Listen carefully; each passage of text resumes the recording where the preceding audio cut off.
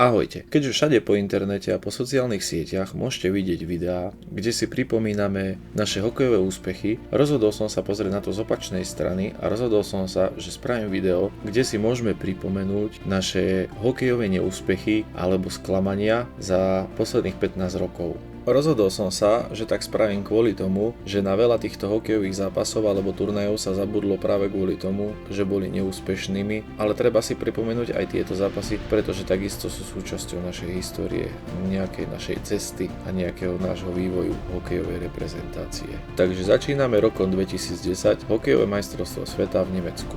Nachádzame sa v období, kde naša krajina žije hokejom. Po úspešne neúspešných olympijských hrách vo Vancouveri sú veľké očakávania od nášho hokejového mužstva, čo predvedie na tohtoročných majstrovstvách sveta. Treba povedať, že očakávania od nášho mužstva sú veľké, ale zároveň treba dodať, že len pár hráčov sa nachádza v kádri, ktorí boli aj na olympiáde. Od nášho mužstva sa očakáva, že sa prebojuje do štvrťfinále, ale že ďalej karty nezamiešame. Bohužiaľ, ani to štvrťfinále sa nám však nepodarilo. Po prehrách s Ruskom a Fínskom, tesnými výhrami nad Bieloruskom a Kazachstanom sme sa dostali do situácie, že proti nám stalo papierové a zda najslabšie Dánsko. Stačilo vyhrať, získať ešte nejaké body a mohli sme postúpiť. Všetko bolo v našich rukách.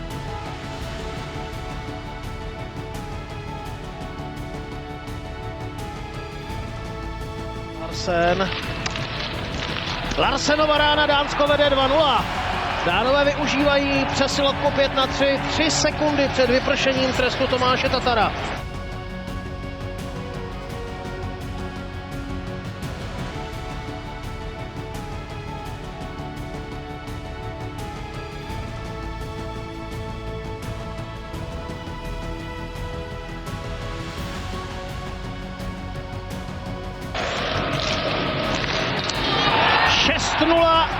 Stefan Larsen.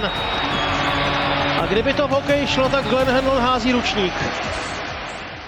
Po obrovskej hanbe, ktorú sme zažili s Dánmi, prichádza ešte jedna šanca na reparát. Nastúpime proti domácemu Nemecku. Ak vyhráme, postúpime. Sme stále papierovým favoritom. Ako to však dopadne?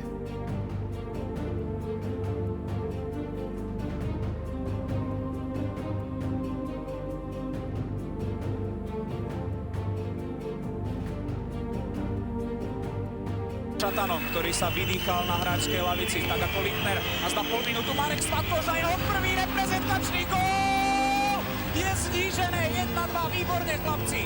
Pár posledných sekúnd, absolútny záver. Littner na sekeru, už je čas len na jednu strelu. Pokusil sa o ňu Andrej Sekera a Endrasov úspešný zákrok znamená, že Nemci víťazia nad slovenskou reprezentáciou 2-1 a po 7 rokoch postupujú do štvrťfinále majstrovstiev sveta. Žiaľ, naši hráči ani do tretice nezvládli zápas v 8-finálovej skupine. Nič nepodarilo sa nám postúpiť, spraviť druhý krok.